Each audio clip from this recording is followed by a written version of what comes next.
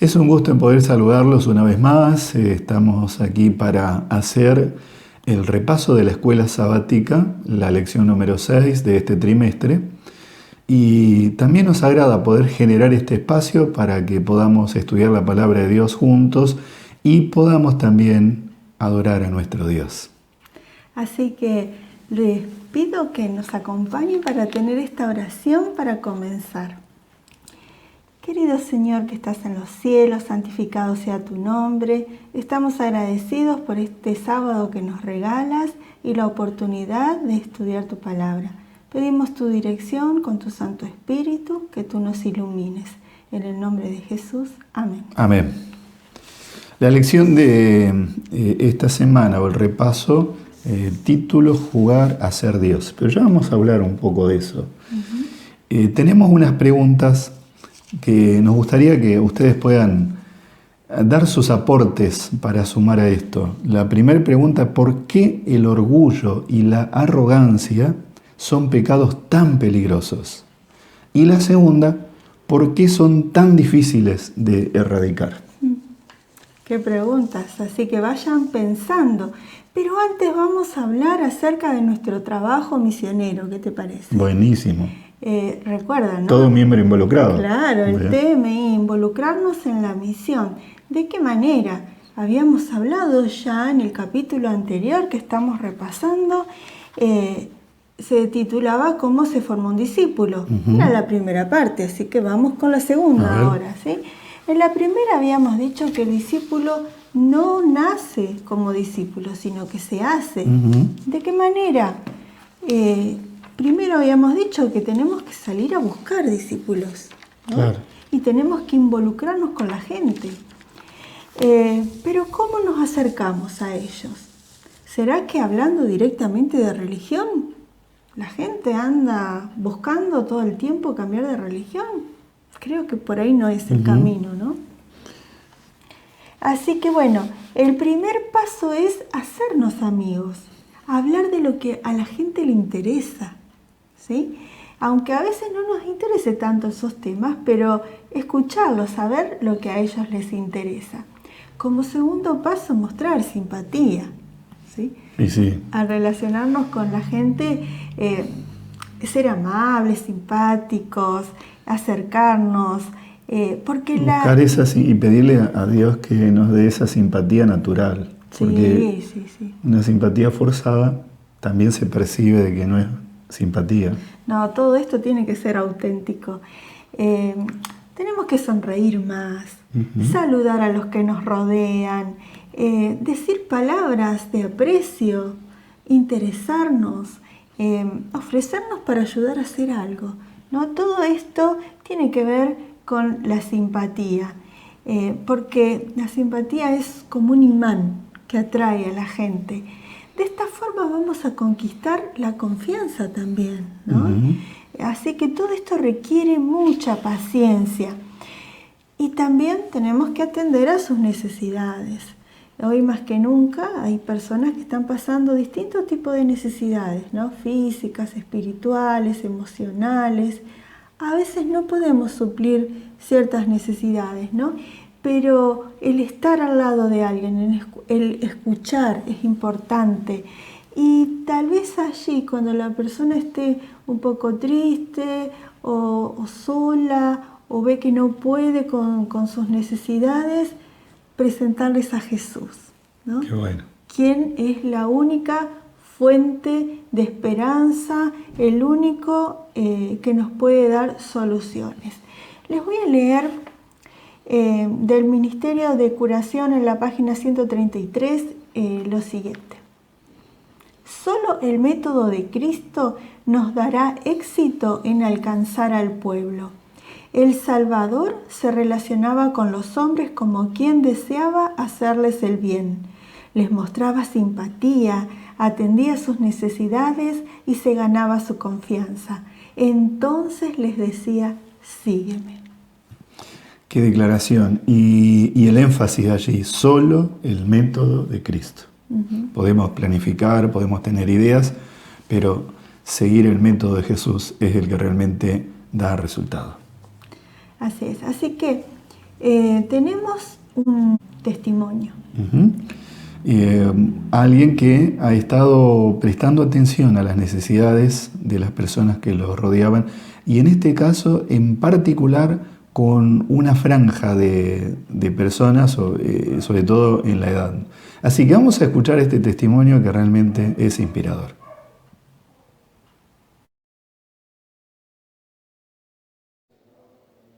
Feliz sábado, hermanos. Mi nombre es Georgina Chodil, esposa del pastor Sepúlveda, jubilado, y por acá, por la Patagonia, todos me conocen por Coca. Me encontraba media encerrada con esta pandemia y a veces me sentía inútil, no sabía qué hacer.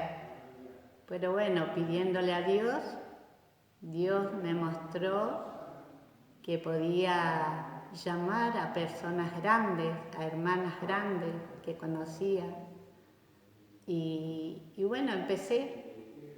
Tengo una hermana que tiene 96 años, ella es muy lúcida y se acuerda cuando empezó un grupito en su pueblo de gente adventista.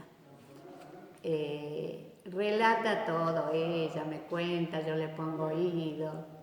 Y bueno, un día yo le decía, ¿y con qué? Porque ahora, en esta época, no hay iglesia ahí. Creo que hay dos, un matrimonio y ella que son adventistas.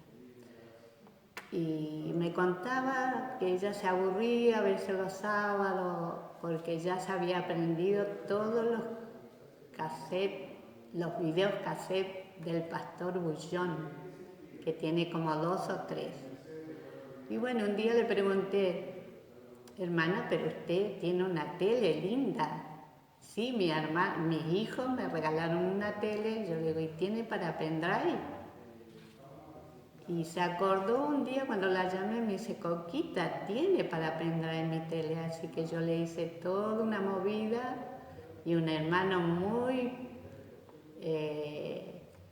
servicial se dijo que él se iba a encargar de grabarle pendrive con alabanzas para Dios y predicaciones.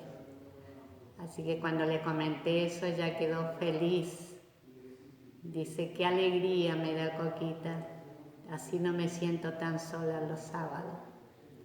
Bueno, y así yo lo llamo el sábado, a veces a mitad de semana, cómo está, porque ella realmente vive solita en su casa, tiene un hijo que a veces le hace las compritas y otra hija que viene una vez al mes, creo, a dejarle un surtido, pero ella se cocina, una señora viene, le hace la limpieza, pero bien, ella todo el tiempo acude a Dios y yo le doy mucho ánimo, ella se siente feliz y siempre que terminamos nuestras charlas terminamos con una oración y cuando está mi esposo le pido que él ore y ella queda muy feliz que un pastor ore por ella. También tengo otra de 93 años. Ella feliz cuando la llamo y me dice, Coquita, ¿cuándo pasará esta pandemia? Para aunque sea juntarnos, vernos, tomar una sopita como lo hacíamos antes. Muy amorosa. Y lo que me llama la atención de toda esta gente grande que yo llamo, porque tengo como 7, 8 personas, que ella es con la iglesia re bien. Lo único que se sienten un poco solas porque, bueno, no la visitan como antes. Todo lo que ellos reciben es por medio del teléfono y no por un celular, sino que por el teléfono fijo. Ellas se comunican por el fijo y yo, gracias a Dios, tengo fijo, entonces nos comunicamos con ellos y quedan felices. Después, bueno, A mí me encanta esta tarea y me siento muy feliz de hacerlo, de ver que ellas quedan felices cuando sienten el teléfono, me imagino, y cuando también le digo, hola hermana, ¿cómo está? ¡Ay, Coquita, qué alegría! Esta es una inyección que me va a durar para varios días, de felices que quedan ellas. Entonces eso me hace sentir feliz y me hace sentir útil también por la causa de Dios. Bueno, hermanos, me gustaría igual que ustedes puedan encontrar algo que a ustedes les guste hacer, y a veces es fácil, lo mío es facilísimo lo que yo encontré. Primero me encontraba re mal porque no podía hacer cosas como antes, porque fui muy compañera a mi esposo, donde él andaba, yo andaba, y ahora esta pandemia nos tiene encerrados como somos de alto riesgo. Entonces, bueno, pero esto me llena. Y quiero invitarlos a ustedes también a encontrar algo para poder trabajar por la causa de Dios.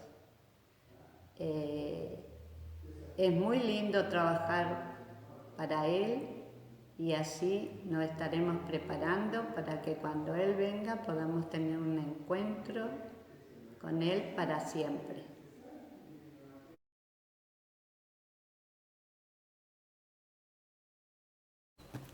Muchas gracias, Coca, por tu hermoso testimonio.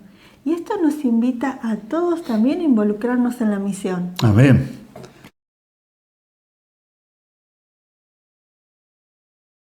Bueno, ahora vamos a pasar al estudio de la lección, al repaso de la lección que se titula Jugar a ser Dios. Jugar a ser Dios. Cuando decimos esta frase, ¿qué te viene a la mente? ¿En qué piensas? Jugar a ser Dios. La verdad que esto me recuerda a los niños, cuando juegan a ser superhéroes, ¿no? Porque Dios es nuestro superhéroe. ¿Y qué hacen los niños? Los imitan, ¿no? Hacen sus movimientos. Y creo que jugar a ser Dios es querer ponernos en el lugar de Dios. Pero esto no está bien, ¿no? Porque también nos recuerda o nos lleva a pensar en el mandamiento, ¿no? De que tenemos que poner a Dios en primer lugar. Claro. ¿No? Y adorarlo a Él y no a nosotros mismos, porque si nosotros nos ponemos en su lugar, esto sería una idolatría, ¿o no? Exactamente. Y tenemos unas preguntas, que ya las hemos mencionado, pero las reiteramos. Y nos gustaría que puedan escribirnos en el chat para aportar a este repaso de escuela sabática. Las preguntas son las siguientes. ¿Por qué el orgullo y la arrogancia son pecados tan peligrosos? Y la segunda pregunta, ¿por qué son tan difíciles de erradicar? Así que, hacenos tu comentario y tu aporte. Bueno, vamos entonces a nuestras Biblias. Los animamos a tomar las Biblias, el libro de Isaías. Vamos a abrir allí en el capítulo 13 de Isaías. Isaías capítulo 12, la semana pasada estuvimos repasando eso. Isaías capítulo 12 es un cántico de esperanza. Allí Isaías nos habla acerca de la gran salvación de Dios y un gozo en el corazón por saber que Dios nos salva. Sin embargo, ahora, a partir del capítulo 13 y hasta el capítulo 23, Isaías presenta una sección a la cual vamos a hacer referencia en este repaso, que tiene que ver con un juicio. Hay predicciones de juicios sobre varias naciones: Babilonia, Asiria, Filistea, Damasco, o sea, Siria, Egipto, etcétera, etcétera, ¿no? Es un juicio que alcanza a todas las naciones. Y la pregunta que podemos hacernos es, ¿por qué Isaías en este juicio comienza con Babilonia? Es muy extraño, ¿no? Porque Babilonia en esa época no era la Babilonia que tal vez recordamos de Daniel, ¿no? Cuando él fue cautivo a Babilonia, porque era una gran potencia. Podríamos comparar con los grandes países de hoy en día, ¿no? Pero en la época de Isaías no pasaba eso. Babilonia era, podríamos decir, un lugar medio desconocido, ¿no? Babilonia estaba sometida por Asiria. Los asirios habían conquistado Babilonia, tal es así que la historia nos dice que en el año 728, Tiglat-Pileser, que fue el verdugo de la ciudad de Samaria y del reino del norte de Israel, también fue el que asustó al rey Acaz de Judá. Este Tiglat-Pileser se proclamó rey de Babilonia en el año 728. En la Biblia este rey es conocido como Pul también, se lo menciona como Pul en el libro de los reyes, en el libro de las crónicas. Y Babilonia fue tomada varias veces. Hubo en algún momento en el cual se rebeló, pero estaba conquistada Babilonia. Recién en el año 648, Babilonia, antes de Cristo estamos hablando, Babilonia comenzó a levantarse. O sea que si sacamos cuentas, desde el 728, donde había sido tomada, hasta el 648, son más de 70 años. O sea que cuando Isaías hace esta predicción, el reino de Babilonia prácticamente, como bien decías, Vivi, no existía. Es decir, como que no tenía mucho sentido para el pueblo esta predicción. Claro. Pero Babilonia iba a tener un rol muy grande, porque Babilonia fue la que luego tomó cautivo a Judá, al pueblo de Dios. Vamos a ver que Babilonia entonces no está aquí representando en esta predicción de Isaías solamente al reino de Babilonia, sino que vamos a ver en el capítulo 13 y 14 que esto se proyecta a otra cosa más grande, pero lo vamos a analizar en un momento, ¿no?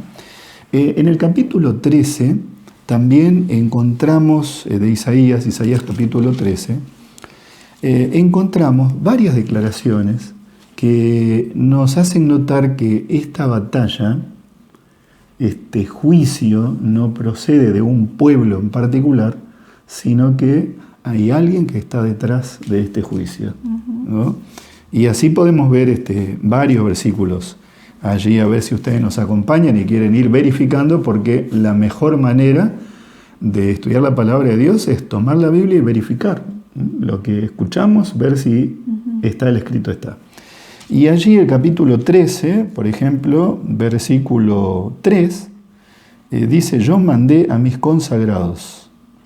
¿No? Y quien está hablando allí es Dios, que le está dando la profecía o el mensaje al profeta Isaías. En el mismo versículo dice: llamé a mis valientes para mi ira. En mi versión dice: para que ejecuten mi ira. Ahí está. Entonces, quien está presentando esto al profeta es Dios. Y así vemos varios otros versículos. En el versículo 4, esta frase me llama mucho la atención, porque allí dice: estruendo de multitud de los montes, como de mucho pueblo, estruendo de ruido de reinos, de naciones reunidas. Jehová de los ejércitos pasa revista a las tropas para la batalla. Como que quien está al frente de estos juicios es Dios, ¿no?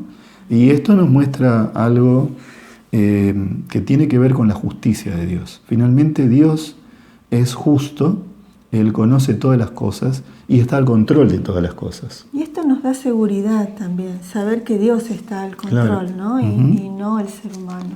Hay otros versículos también que enfatizan esto. El versículo 5, por ejemplo, habla de instrumentos de su ira.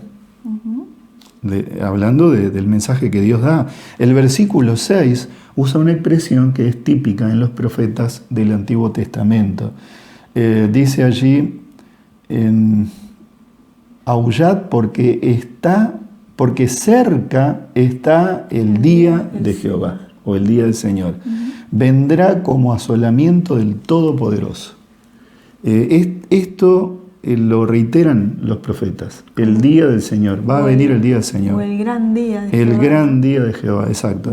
El día de Jehová viene. El versículo 9 otra vez lo menciona. El día de Jehová viene.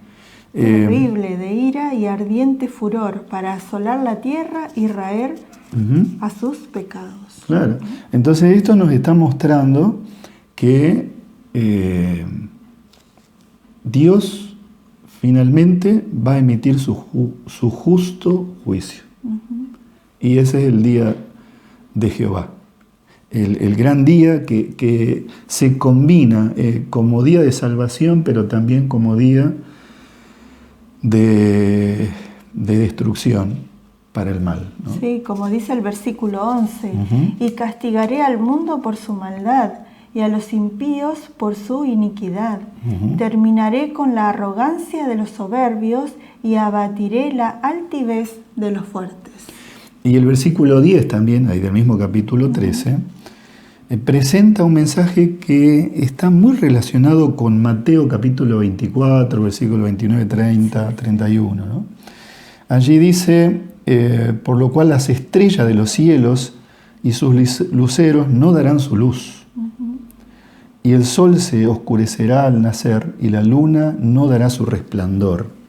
Y es algo que Jesús mencionó en su sermón profético en Mateo 24, cuando dijo que el tiempo del fin esté allí, ya en su desenlace final, también iba a haber señales en los astros. Por eso decimos que lo que se presenta aquí, en Isaías 13 y 14, no está haciendo referencia solamente al reino material de Babilonia, sino que está proyectándose a algo mucho más grande. Cosa que solía suceder, ¿no? En las profecías, como de mezclar lo del presente con el futuro, porque hay una correlación. Claro. También aquí en Isaías 13 aparecen otras declaraciones que son muy importantes. Por ejemplo, en el versículo 20, podemos leerlo, Isaías 13, 20. Dice, nunca más será habitada, ni se morará en ella de generación en generación, ni hincará allí tienda el árabe, ni pastores llevarán allí sus rebaños. Entonces, antes que Babilonia llegue a ser el gran reino, ese reino que conquistó tantos territorios y que fue orgullo para ellos mismos y para inclusive otros pueblos, antes que existiese eso, Isaías estaba dando su predicción de que Babilonia iba a ser destruida y que nunca más iba a ser habitada. Y esa es una realidad, ¿no? Hasta el día de hoy. Ahí en el versículo 11 habías leído, Vivi, que Babilonia tenía su razón de ser por la cual fue castigada, ¿no? Y la razón era la arrogancia, ¿no? que tenía, y la altivez, ¿no? Porque dice, terminaré con la arrogancia de los soberbios y abatiré la altivez de los fuertes. Entonces, Babilonia se caracterizó por ser arrogante. Sus reyes fueron arrogantes, ¿no? Y ahí volvemos a las preguntas que habíamos hecho. Así que gracias por los aportes, y si alguien está conectándose aquí, repetimos las preguntas. ¿Por qué el orgullo y la arrogancia son pecados tan peligrosos? ¿Y por qué son tan difíciles de erradicar? Pero sigamos analizando entonces lo que dice la palabra de Dios. Y mencionaste que ahí en el versículo 11, Isaías 13:11, Dios castiga a Babilonia por la arrogancia, por la altivez, ¿no? Vayamos un poco a la historia y hablemos acerca de Babilonia. Babilonia entonces, en el tiempo de Isaías, estaba dominada por los asirios, pero por el año 626 a.C., Nabopolassar que organizó a un ejército, a su reino, se unió a los medos y entonces fueron y lucharon contra los asirios y lo derrotaron. A partir de esa victoria contra los asirios, Babilonia comenzó a subir, a tal punto que comenzaron a aparecer y a florecer en la ciudad esas construcciones magníficas como los jardines colgantes de Babilonia, que hasta el día de hoy son consideradas como una de las maravillas del mundo, de la antigüedad, ¿no? Pero en este avance de conquista de Babilonia también le tocó su turno el reino de Judá. Así fue que Nabucodonosor II llegó hasta Jerusalén y la tomó. Y se llevó gente cautiva de allá, ¿no? Dominó, y Judá entonces pasó a ser un dominio del imperio babilónico. Sin embargo, la Biblia nos dice que ese imperio iba a caer, lo había dicho Isaías, y así fue. Y eso ocurrió en el año 539 a.C., cuando Ciro el Grande, interesante, ¿no? Porque Babilonia se unió a los medos para combatir a los asirios. Y ahora los medos se cansaron de Babilonia, no sé por qué, capaz que las cosas cambiaron, y se unieron los medos a los persas. Y entonces juntos conquistaron Babilonia. Cuando estaban celebrando una fiesta y expresando su vanagloria, ¿no? Porque el rey estaba allí diciendo que era el más grande. Y ahí fue cuando Babilonia cayó. Una fiesta a su orgullo, ¿no? Como estábamos hablando de ese pecado, del orgullo y la altivez. Exacto. Y no se levantó más. En el año 480 a.C. hubo como una revuelta. Babilonia quiso levantarse, pero ahí llegó Jerjes, el rey persa, y destruyó Babilonia, la sometió, la dejó prácticamente en hilachas, ¿no? Para el año 330 a.C., Alejandro Magno llegó hasta Babilonia y él pensó, esta ciudad todavía tenía vestigios de esa grandeza, pensó, va a ser una de mis capitales. Pero Alejandro sabemos que también terminó su vida joven y eso nunca se concretó. Y para el siglo I de la era cristiana, Babilonia estaba desolada. Nada. Así como Isaías decía que ahí iban a habitar los animales salvajes, eso era lo que pasaba. Y en la actualidad, Babilonia sigue siendo un lugar inhóspito. Solamente en las proximidades viven algunos aldeanos iraquíes. Fíjate, Vivi, ¿no? Han pasado 2.000, 3.000 años, bueno, no 3.000, pero 2.500 años, desde que este anuncio estaba, más de 2.500 años, y no hay nada. Lo curioso también es que la ciudad no es que fue destruida por un ejército, sino que de a poco, como decís, fue disminuyendo. Claro. Y fue abandonada la ciudad, ¿no? Claro. Por eso quedó desolada. Allí se dice que el romano Septimus Severus encontró a Babilonia desierta, ¿no? Cuando él llegó allí. Claro, claro. Ya en tiempo del Imperio Romano. Sí. Así que nunca más se levantó Babilonia. Y eso nos confirma, el escrito está, y lo que el Señor dice se cumple. Sí. Pero ahora vamos al capítulo 14. En el capítulo 14,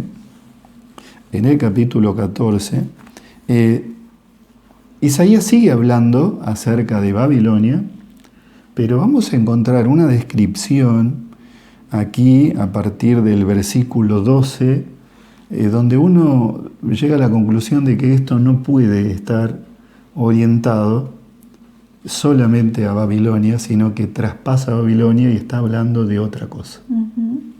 ¿Leemos? Sí. Capítulo 14, versículo 12. ¿Cómo caíste del cielo, oh lucero, hijo del alba? Fuiste echado por tierra, tú que abatías a las naciones. Aquí entonces se menciona al lucero, al hijo de la mañana. En otras palabras, Lucifer, ¿no? Sí. Lucifer. Entonces, aquí Isaías va a hacer una comparación entre el poder de Babilonia, la altivez de Babilonia, y el verdadero pecado original, ¿no? Porque dice, ¿cómo caíste del cielo, lucero de la mañana? Y dice aquí el versículo que fue cortado, pero también el versículo 13 nos dice que este lucero decía que voy a subir al cielo, en lo alto, junto a las estrellas de Dios, levantaré mi trono y en el monte del testimonio me sentaré a los lados del norte. La altivez. La altivez. El orgullo. Voy a subir hasta el cielo. ¿No? La verdad es que es notable esto, ¿no? El versículo 14 está bien clarito, ¿no? Que dice, sobre las altas nubes subiré y seré semejante al Altísimo. Claro. ¿No? Jugar a ser Dios. Ahí está. Ahí está el título de la lección, jugar a ser Dios. Y eso fue lo que pasó con Lucifer, con Satanás. Hay un paralelismo con el capítulo 28 de Ezequiel, donde también se menciona esto, ¿no? Y ahí se menciona, Ezequiel 28 menciona al querubín grande protector, que quiso ser como Dios y que se halló en él orgullo, se enalteció. Y es lo mismo que está mencionando Isaías aquí. Así es que esta porción de la palabra, hasta el versículo 15 inclusive, otra vez dice, mas tú derribado eres hasta el Seol. Sin duda está haciendo referencia a Satanás, a ese poder que quiso ocupar el lugar de Dios. Y me llama la atención porque, por ejemplo, en el caso de Ezequiel, él dice, perfecto eras desde que fuiste creado, ¿no? Eras perfecto. Sin embargo, se halló en él maldad. Dios creó a Lucifer perfecto, el lucero de la mañana. Ese nombre hoy nos asusta, pero el significado es un significado notable, el lucero de la mañana. ¿Quién le pondría a su hijo de nombre Lucifer? Claro, no. Lucero sí, porque es un nombre muy bello. Pero sabiendo de este ser que como cayó, ¿no? Él, por su propio orgullo. Y esto también ayuda a pensar que ese pecado original es el origen también del resto de los pecados. ¿No? Pensar en uno mismo solamente, en el orgullo, en la altivez, nos lleva a lo demás. Es el origen del sufrimiento, del mal. Esta declaración de Isaías y también la de Ezequiel está en consonancia con Apocalipsis 12. En Apocalipsis 12, del versículo 7 en adelante, allí se habla acerca de una batalla en el cielo entre Miguel y sus ángeles y el dragón y sus ángeles. Y se dice que ese dragón es la serpiente antigua que se llama Diablo y Satanás. Y allí se dice que él buscaba engañar, ¿no? Satanás siempre busca engañar al mundo, quien engaña al mundo entero. Sin embargo, Apocalipsis dice que Satanás fue lanzado, fue arrojado, ya no hubo lugar para él allí en el cielo. Esta idea está en consonancia con lo que dice Isaías, porque Isaías dice también que, aquí estábamos leyendo en el capítulo 14, ¿cómo caíste del cielo, oh lucero, hijo de la mañana? Y Apocalipsis dice que del cielo fue lanzado. Entonces hay una coincidencia directa e innegable que se está hablando del mismo asunto. Por otro lado, Génesis también nos habla acerca del engaño. Apocalipsis dice que el diablo busca engañar a todos. Pero Génesis ya en el primer libro de la Biblia nos decía que Satanás fue a engañar a Adán y Eva. ¿Y te acordás cuál fue el engaño que le dijo? ¿Seréis? Y le dijo que si comían de la fruta que Dios le dijo que no comieran, iban a ser como Dios. Ahí está, ¿no? otra vez. Es lo mismo. ¿Cuál fue la altivez que se menciona aquí en Isaías 14? Nos dice que él dijo: subiré al cielo en lo alto. Jugar a ser Dios, lo que decías. Claro, ¿no? y esto también nos lleva a pensar, ¿no? Satanás, o mejor dicho Lucifer, en su momento quería ser como Dios. Quería subir a las alturas y ser como el Altísimo. Y después se engañó con esta misma idea, claro, ¿no? Que Adán y Eva iban a ser como Dios. Y creo que si quiere seguir engañando con lo mismo, claro, ¿no? Claro. Ser superiores, ser dioses. Entonces, ¿qué hay que hacer? Pensar en uno mismo, claro, claro, ¿no? El orgullo y la altivez. Exacto. Muchas gracias por los saludos. Por supuesto, también les deseamos que Dios los bendiga, que los acompañe en todo, ¿no? Gracias también por los aportes, son tan valiosos para nuestro repaso.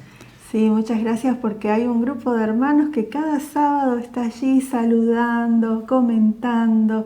Estamos muy agradecidos por eso. Y bueno, síganlo haciendo, y el que no lo hizo todavía puede animarse y comentar, y entre ustedes también contestar si quieren nuestras preguntas o los propios comentarios que se hacen. Así es. Vivi, hay podríamos hacer una comparación entre este poder, este orgulloso poder que se menciona en Isaías capítulo 13, en contraparte con la actitud de Jesús. ¿Qué te parece? Vamos a ver unos versículos. Por ejemplo, Isaías 14, 13 y 14. Ya lo leímos, pero destaquemos otra vez allí. Que dice: tú que decías en tu corazón, subiré al cielo, en lo alto, por encima de las estrellas de Dios levantaré mi trono.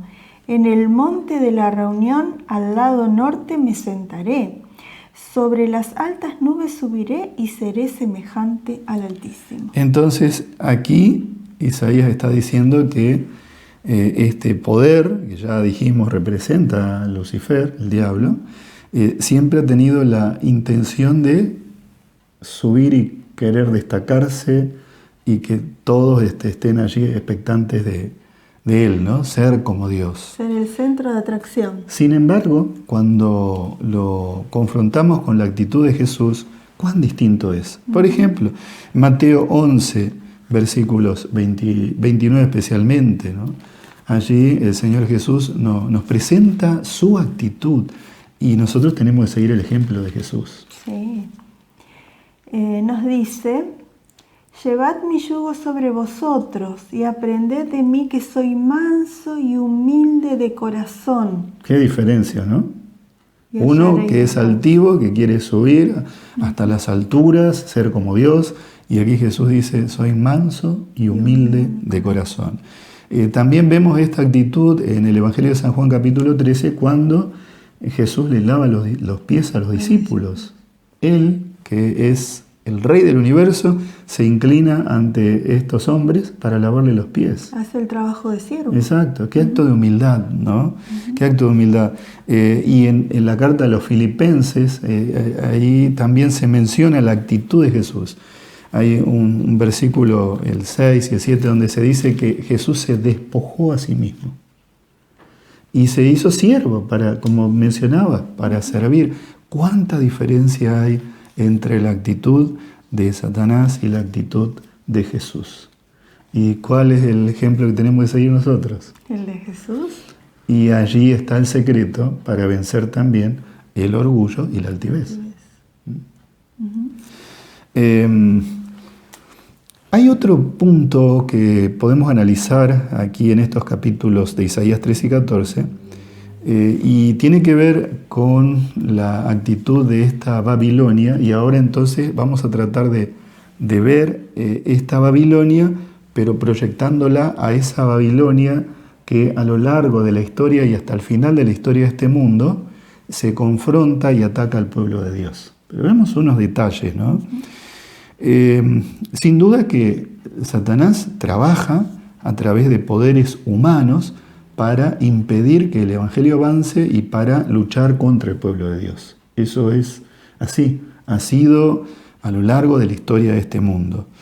Y en el capítulo 13 y 14 se presenta entonces este poder orgulloso que quiere llegar al cielo. Y podemos relacionar este tema de Babilonia con lo que narra el libro de Génesis en el capítulo 11. Allí hay un relato muy conocido, la construcción de la Torre de Babel. Babilonia. Se supone que la raíz de estas palabras es la misma y que el significado es semejante. Y ya en el principio de la historia, allí en Génesis 11, vemos este poder de Babilonia, ¿no? Y allí se menciona ya como un poder que busca unificar a todo el mundo. Entonces, ¿qué hace allí este pueblo de Babilonia? En Babel, que podría significar confusión, pero también puede significar Babilus, que ya ahí el significado cambia, ¿no? Es puerta del cielo, puerta del cielo. Pero tal vez podemos leer el versículo 4 ahí en Génesis 11:4.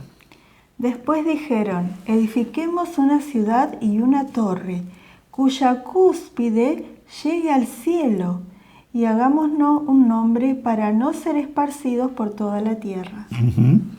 Entonces, relacionemos esto con lo que estamos leyendo en Isaías 13 y 14.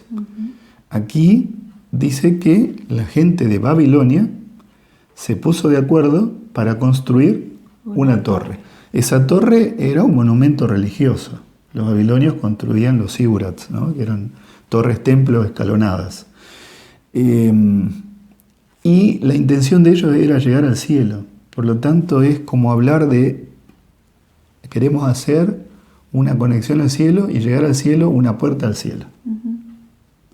Y eso sube desde abajo, ¿no? Pero... O sea, con el esfuerzo propio, digamos, ¿no? Claro. O sea, yo me acerco a Dios, yo subo hacia Él, exacto. Yo abro la puerta del cielo. Uno podría decir que ahí hay algo que tiene que ver con la justificación por las obras. Voy a ser salvo por las obras que hago, claro, ¿no? Pero qué contrastante es esta historia de Génesis 11 y también lo que dice Isaías aquí, con la historia de Jacob, Génesis 28, si ustedes tienen, anoten y lean después. Génesis 28, donde Jacob sale huyendo de su casa, sabemos lo que pasó allí, que hizo algo que no estaba bien, tuvo que huir porque su hermano Esaú le dijo que si no lo iba a matar, ¿no? Y él salió sin nada, pero en determinado momento estaba allí en el desierto, sin nada, tal vez apoyada su cabeza sobre una piedra y tuvo un sueño. Y en ese sueño... Claro, él sueña que desciende del cielo una escalera, ¿no? Hacia donde él estaba. Y en esa escalera subían y bajaban ángeles. Y él le puso nombre a ese lugar. Le puso Betel. Que significa... Casa de Dios. Casa de Dios. Y también puerta del cielo. También puerta del cielo. Entonces, fíjense qué contraste, ¿no? Babilonia quiso construir una torre para llegar al cielo, o sea, ir de la tierra hacia arriba. Pero aquí, en la experiencia de Jacob, era la inversa. Sí. O sea, Dios se acerca. Claro, el cielo se abre, digamos, y se acerca al pecador, se acerca a la persona que lo necesita. Por eso decimos que Babilonia representa a la falsa religión, la falsa adoración, que está cimentada en el orgullo, que está cimentada en la altivez, pero aquí está incluido el legalismo, ¿no? Cuando uno quiere a través de las obras alcanzar la salvación, y también el humanismo secular, donde el ser humano dice, no, yo soy el que decido las cosas y no hay Dios, no hay ningún poder, casi en otras palabras decir yo soy mi propio Dios. Esa es la falsa religión. Claro, es ese humanismo. Y a veces se combina el legalismo con ese humanismo, en esa falsa religión que busca también afectar a todo el mundo. Y Babilonia entonces representa eso, y eso continúa hasta el tiempo del fin. Y bueno, esta palabra que decís, legalismo, cuánto cuidado tenemos que tener, claro, ¿no? Porque el legalismo nos lleva a olvidarnos del amor y de la misericordia de Dios. Porque a pesar de, a veces, tal vez nuestro orgullo, nuestra altivez, el Señor nos da tiempo para arrepentirnos, correcto, para abandonar estos pecados y para ir a Él. Para ser como Jacob en este caso, de estar allí sin nada, despojado de todo, esperando el auxilio de Dios. Exacto. Exactamente. El capítulo 24 de Isaías habla acerca de un juicio, pero este juicio ya no es solo sobre determinadas naciones, sino que aquí se menciona un juicio sobre toda la tierra. Y hay varias figuras. Allí se menciona que ya al principio, ¿no?, que la tierra toda va a ser afectada porque se contaminó. Siguió esa falsa religión, esa falsa adoración, y entonces ahora viene el juicio de Dios sobre toda la tierra y que va a ser real, ¿no? ¿Y por qué viene este juicio? Y bueno, allí Isaías lo dice, porque traspasaron las leyes, dejaron de lado las leyes de Dios, el mundo dejó de lado las leyes de Dios, falsearon el derecho, quebrantaron el pacto eterno. Entonces ahora viene el juicio de Dios sobre toda la tierra que afecta a todo. Y esto está en consonancia con Apocalipsis 20, Apocalipsis 14, donde aparece el mensaje del segundo ángel que dice, Babilonia ha caído, y luego se llama a salir de Babilonia. Apocalipsis 20 dice que finalmente el Señor va a venir, después de haber estado ya con los redimidos, va a descender a este mundo y el mal va a ser destruido definitivamente. Ese es el juicio sobre todo, ¿no? A veces nos da miedo pensar en el juicio, pensar en la ira de Dios, pensar en el castigo. Pero ¿por qué no pensar en lo positivo? Porque Dios nos está diciendo, nos está alertando qué es lo que va a pasar. Exactamente. ¿Y por qué motivos va a pasar eso? Todo eso nos lleva a darnos tiempo a poder cambiar, Amén, a poder abandonar esos pecados, a poder acercarnos a Dios, porque solo no podemos abandonarlos, ¿no? Pero con la fuerza de Dios todo es posible. Por supuesto. Y Dios es misericordioso, nos muestra el futuro. Así que bueno, tengamos nuestras Biblias, leámoslas siempre y humillémonos ante el Señor. Una última pregunta, ¿cómo ser parte de los redimidos? Bueno, ya lo estás diciendo, tenemos que estar en comunión con el Señor. Pero el mismo Isaías, aquí en esta sección que estamos considerando, el capítulo 26, versículo 2, dice, abrid las puertas y entrará la gente justa, guardadora de verdades. Tenemos que buscar el mensaje verdadero en la palabra de Dios, no quedarnos solo con lo que escuchamos. Tenemos que investigar porque es importante esto. Y la gente justa, guardadora de verdades, entrará por las puertas de los redimidos. Bien decías, Vivi, que nosotros tenemos que mantener la esperanza viva en Jesús. Después de hablar de estos juicios, el capítulo 25, 26 y 27, hablan acerca de esa salvación grande que el Señor está obrando para nosotros. Y dejamos para lo último el versículo para memorizar. Isaías 25, 9. ¡Qué promesa hermosa! En ese día se dirá, este es nuestro Dios, lo hemos esperado y nos salvará. Este es el Señor a quien hemos esperado, nos gozaremos y nos alegraremos en su salvación. Amén. Amén. Amén. ¿Va a haber un juicio? Sí, pero tenemos que estar angustiados, preocupados por eso, no, sino tenemos que buscar el mensaje verdadero y seguir a nuestro Señor. Hay esperanza en el Todopoderoso. Así es. Desde ya podemos estar gozando de esa salvación y de ese futuro que nos prepara el Señor. Un futuro glorioso, ¿no? Y en paz, con paz eterna, donde ya no habrá ni orgullo ni altivez. Ni enfermedad, ni dolor, ni nada de las cosas que suceden acá. Ninguna Amén. necesidad. Así que estemos allí firmes en el Señor y vamos a ver estas lindas recompensas. Amén, amén. Muchas gracias por acompañarnos, gracias por sus aportes. Deseamos que Dios también los bendiga. Y si ustedes quieren estudiar más la Biblia o alguien está interesado o recién está comenzando a escuchar acerca de estos mensajes, pueden comunicarse con nosotros y allí estaremos para poder facilitarle algunos materiales o compartir el mensaje de la palabra de Dios. Estamos a disposición de ustedes, nos pueden escribir. Muy bien, gracias entonces una vez más y vamos a cerrar nuestra lección de hoy con una oración. Bendito Dios y Padre nuestro que estás en los cielos, te damos gracias por la gran salvación que vas a obrar con tu pueblo. Te ruego que nos ayudes a buscar esa verdad preciosa en tu palabra y a estar aferrados a ti y a mirar a Cristo Jesús y seguir su ejemplo. Que tu bendición esté con todos nuestros hermanos, nuestros amigos. Lo pedimos en el nombre de Jesús. Amén. Amén. Los esperamos el próximo sábado. Si todavía no se suscribieron al canal, pueden hacerlo. Pueden dar un like porque esto nos ayuda a compartir más los estudios de la Biblia que estamos haciendo. Que la gracia del Señor Jesús, El amor de Dios el Padre y la comunión del Espíritu Santo sean con todos vosotros. Amén. Amén.